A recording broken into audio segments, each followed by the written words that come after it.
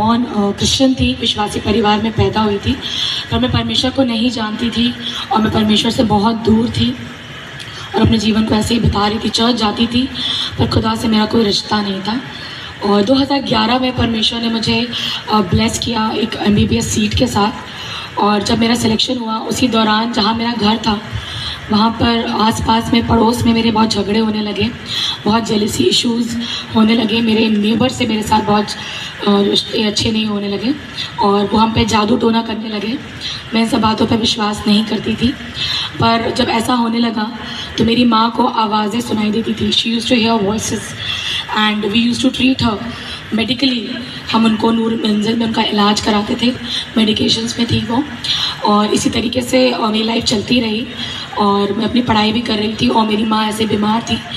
और इसी दौरान सडनली मेरे भाई ने, जब अपने 3rd ईयर में मेरे भाई ने सुसाइड कमिट किया। उसके 1 साल बाद ही मेरी मम्मी ने भी सुसाइड कमिट किया और मेरे जीवन में बहुत दुख था, तकलीफ़ थी, ऊपर से मेरे एग्ज़ाम्स भी थे। परमेश्वर ने मेरी सहायता करी इतने टफ़ एग्ज़ाम को आराम से पास करने में। बहुत पेन में थी मैं, बहुत डर में थी, पर परमेश्वर ने मेरी बहुत सहायता करी। मैं अपने एग्ज़ाम्स को पास करने पाई, मुझे अपनी डिग्री मिलने वाली हो सकी। और उसके बाद मैं लखनऊ शहर वापस आ गई, मुझे यहाँ जॉब भी मिल गई। मेरी डिग्री कानपुर की थी, मुझे परमेश्वर ने यहीं पर एक जॉब से ब्लेस किया, मैं वापस आ गई। पर जब मैं घर पे रहने लगी, कॉलेज में तो मेरे फ्रेंड्स थे जो मुझे सपोर्ट करते थे, पर जब मैं घर में आई तो मेरे पापा जो थे, मैंने देखा कि वो सुबह से ही वॉज अल्कोहलिक, पर सुबह से वो ड्रिंक करना शुरू करते थे और दिन भर वो ड्रिंक करते थे और उनका पूरा जो भी था वो मेरे ऊपर निकल जाता था, पूरा एंगर, पूरे वो चीज़ें।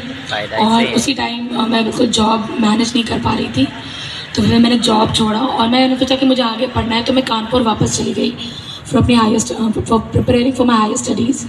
फिर मैं वापस, पर मेरे पापा की तबीयत ख़राब होने लगी क्योंकि वो अकेले रहने लगे, तो खुदा मुझे वापस लखनऊ लेकर आया। मैं वापस लखनऊ में रहने लगी। तो एक दिन मैं ऐसे ही ऑनलाइन कोचिंग कर रही थी और पढ़ रही थी और पढ़ते पढ़ते एक दिन मेरे भी कान में आवाज़ आई कि तुम भी फांसी लगा लो, तुम भी मर जाओ। मुझे वो आवाज़ सुनाई दी और उसी समय मैं रोने लगी और मैं यीशु मसीह से कहने लगी, नहीं मुझे मरना नहीं है, I don't want to die, मैं मरना नहीं चाहती हूँ। मैं ज़्यादा प्रार्थना नहीं कर रही थी, मैं रोज़ आता रही थी, मैं बस ये कह रही थी, यीशु मसीह मुझे मरना नहीं है। और उसी समय मेरा फ़ोन रिंग करता है और मैं देखती हूँ कि जीसस कॉल्स है, मेरे पास फ़ोन आती है। लखनऊ जीसस कॉल्स के प्रार्थना योद्धा मुझे कॉल करते हैं और मुझे ऐसा लग रहा था जैसे एक तरफ से शैतान मुझे खींच रहा है और एक तरफ से खुदा भी मुझे खींच रहा है। तो जैसे वो नाम मैंने पढ़ा, जीसस कॉल्स, तो मुझे ऐसा लगा कि खुदा ही मुझे बुला रहा है। और उन्होंने मुझसे कहा कि क्या आप वापस आ गई? मैंने कहा हाँ। उन्होंने कहा आप यहाँ आया करिए, हम आपके लिए दुआ करेंगे। और फिर मैं धीरे धीरे जीसस कॉल्स जाने लगी। परमेश्वर ने मेरे शोक को आनंद में बदला और उसी परिस्थिति में, उसी हालात में उसने मुझे आनंदित रहना सिखाया और वो स्पिरिट ऑफ सुसाइड मेरे जीवन से चली गई। और जैसे बाइबल में भी लिखा है कि तू अपने दुख को पहले बहते पानी के समान भूल जाएगा। मैं भूलने लगी, पर मेरे पिता का जीवन अभी नहीं बदला था। मैं उनके लिए पिता से, अपने परमेश्वर से प्रार्थना करती थी। फिर एक दिन ऐसा हुआ कि मेरे पिता बीमार पड़े और रात में दुष्ट आत्मा का अटैक उन पर हुआ। प्रभु ने उनको रिवील किया कि देखो तुम्हारा यही पड़ोसी था जो तुम्हारे ऊपर जादू टोना करता था।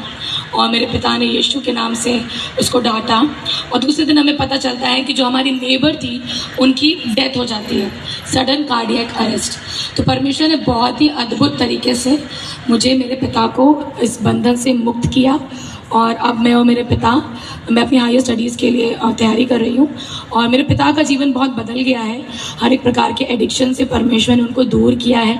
अब वो प्रार्थना करते हैं, वो आराधना करते हैं और वो भी जीसस कॉल्स में अपनी सेवा को देते हैं। मेरे जीवन को बदलने के लिए, मेरे पिता के जीवन को बदलने के लिए मैं यीशु मसीह को बहुत बहुत धन्यवाद करती हूँ। सभी को प्रेज़ द लॉर्ड।